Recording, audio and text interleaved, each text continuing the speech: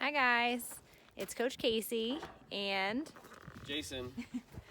it's March 8th. It's a beautiful, almost spring day, and we are starting to build a raised bed garden. I wrote a blog post a couple weeks ago about how we've been wanting to do this for a while now and really just haven't set aside the time to do it. So today's the day. So we're going to talk a little bit about some of the decisions that went into why would you want to do a raised bed garden, what type of wood would you use, where would you put it in your yard. Okay, Jace, so why would someone want to build a raised bed garden rather than just, plowing some dirt and not building sides on it? What's the benefit? For me, it's just personal preference. It gets for one thing, you can choose what soil you put in it. Okay. So you can get a specific type of soil that's good specifically for vegetables or fruits. It also just kind of defines the edges of the garden and looks nice in the yard, I think. Yeah, I do think it looks a little bit better. When you say like different types of soil, like, can you give us some options, like what people would want if they just want to have typical vegetables in their garden? Well, I know some of the landscape companies sell like a raised bed garden mix. I know Bridges and St. Michael's has something. They mix some compost in with some soil. Okay. For what we're going to use, I've actually got some soil up at the farm that came off the edge of a pond. It's the topsoil from there that we're going to use. Herlock sand, so it's perfect for growing vegetables and fruits and things like that. Awesome. For those of you who don't know, Jason is a farmer, so I do let him make all of those decisions about how we do things to cultivate our garden, right? Most of them. Although you don't really grow this stuff Sloan large makes most scale. of those decisions, actually. Okay, so this is a trailer of wood that we've purchased. What kind of wood do we have here? This is rough cut cedar. And why did we choose this? We use cedar because it's resistant to rot. It'll last longer. I think we ought to get at least 10 years, if not 15, out of this before we need to replace anything.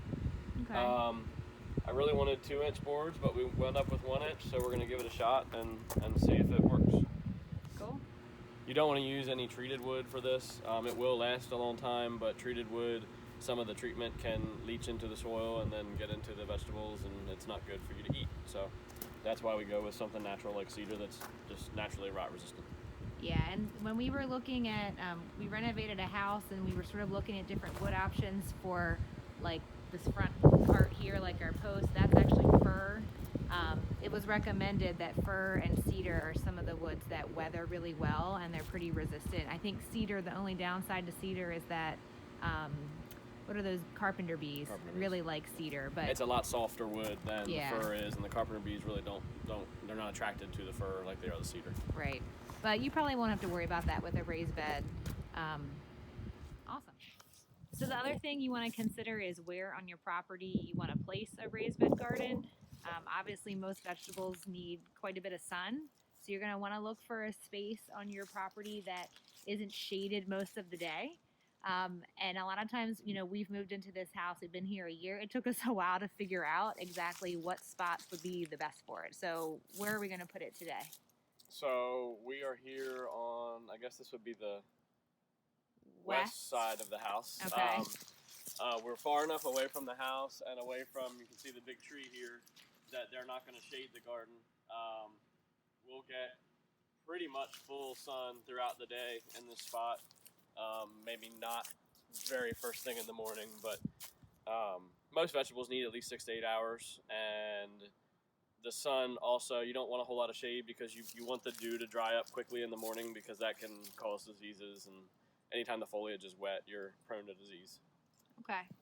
Anything else to keep in mind? We live near like a wooded area, so we're probably going to get some deer that want to come by. Obviously, we're not building a fence around this garden, but just kind of watch it and see what happens. Or we do have a motion sensor sprinkler that we used at our old house, and that kept deer out pretty good. Okay.